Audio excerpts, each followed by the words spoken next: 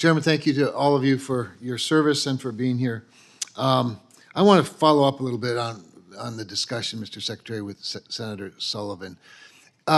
Would you admit that you have said climate change is a very high priority for you, whether it's 75% or 25% or 2%? Senator, I will tell you exactly what I said, that climate change is a top priority. And I think anybody who denies that climate is having an impact on our environment and our operational readiness, you've said plenty this is already. insane. You've said it plenty already.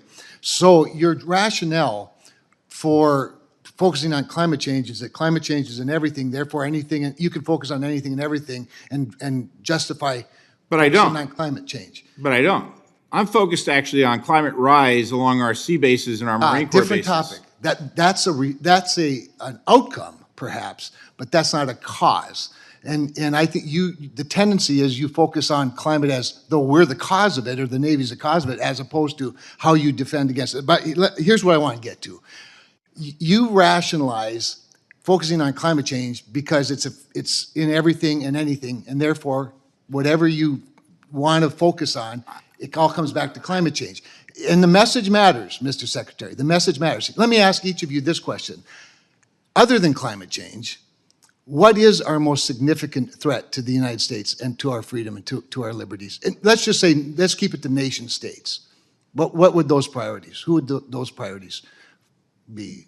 Would you like me to start first? Sure. Sure. Look, the main threat, again, with regards to climate change, is installation readiness and our ability to actually be able to deploy our ships from the ports that we so rely upon and to train our Marines in bases that are along the coast that we rely upon. So do you think that China's going to wait for us to fix all of that before they No, make nor a is move? it interfering with the things that we're doing actually to deter China around the world as well. How much do you think China worries about climate change? How much does the China Navy worry about Obviously, climate they change? don't worry about it a lot because they're the biggest contributor in the world to climate problems, right? So if they don't care about their environment, they don't care about the people, those aren't the cultures and values that our military actually commits So while our itself. military is sitting around being focused on climate change and the Chinese military is not, somehow we win because we're on No, we're we have the focused moral on high building ground? very capable ships, 57 of them exactly, have the best capabilities in the world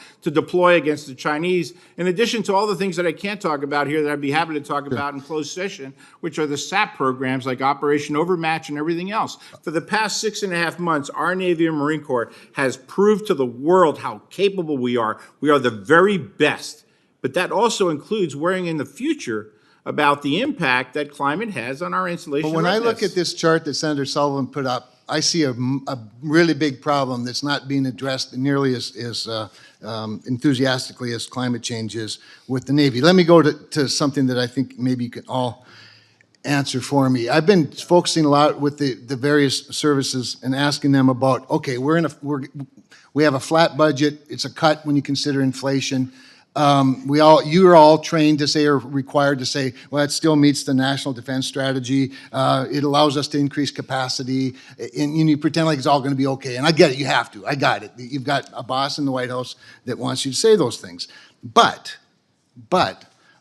could you tell me in what areas do you think this flat budget presents the greatest risk, the most risk?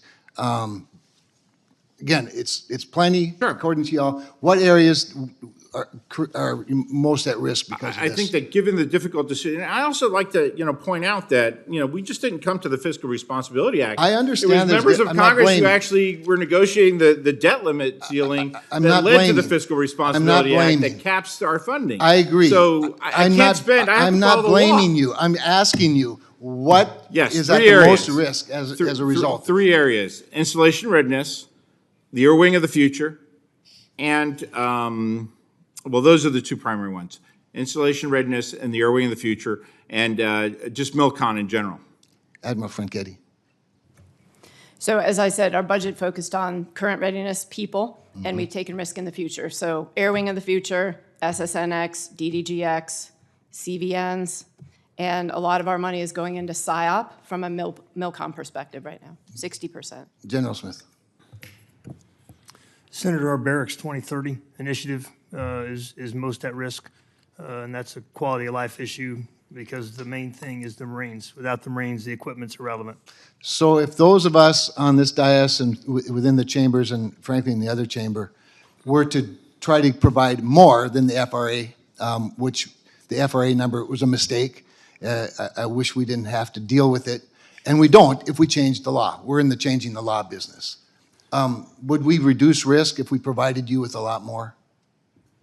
Yes, Senator, you would. Thank you, Mr. Chairman. Thank you, Senator.